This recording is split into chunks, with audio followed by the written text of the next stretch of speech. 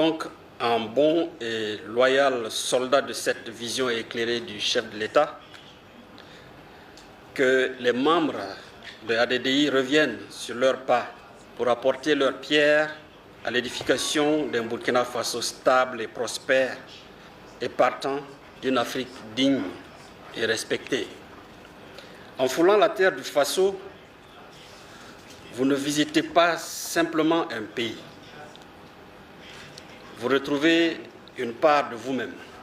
Vous reprenez le fil d'une histoire interrompue, celle de nos ancêtres unis par la mémoire, la souffrance, mais par la fierté. Le peuple burkinabé, fidèle à ses valeurs d'accueil, de solidarité et de fraternité africaine, vous ouvre grandement ses bras. Nous savons qu'à travers vous, c'est l'Afrique du monde qui revient vers l'Afrique des origines. Vous incarnez la mémoire vivante d'un continent dispersé mais jamais divisé, un continent dont la force réside dans la diversité, la culture et la dignité retrouvées. La diaspora africaine représente aujourd'hui une force immense, un vivier de talent, de savoir et d'expérience.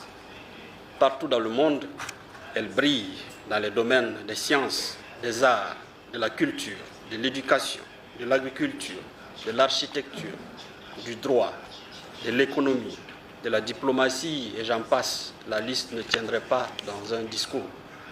Elle reste et demeure l'un des leviers essentiels de la Renaissance africaine. Le Burkina Faso place la valorisation de sa diaspora au cœur de sa diplomatie, dans le cadre d'une politique nationale ambitieuse de rapprochement, d'échange et de partenariat durable.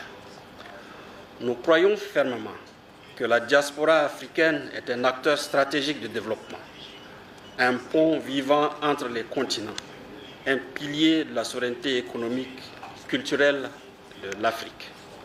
Cette rencontre se tient à un moment crucial de notre histoire collective.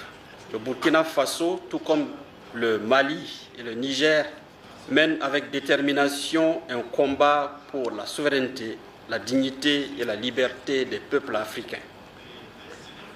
Notre choix est clair, celui de l'indépendance assumée, de la coopération équilibrée et de la construction d'un modèle africain fondé sur nos valeurs et nos ressources propres. Dans ce combat pour l'émancipation, votre présence est une source de force morale et de réconfort fraternel.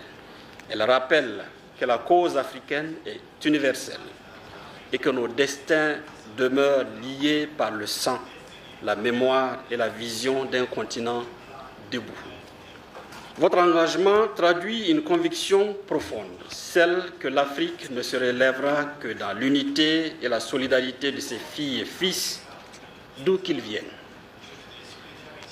Puisse cette visite marquer un nouveau départ, celui du dialogue entre les générations, du partage des mémoires et de la renaissance africaine par la diaspora.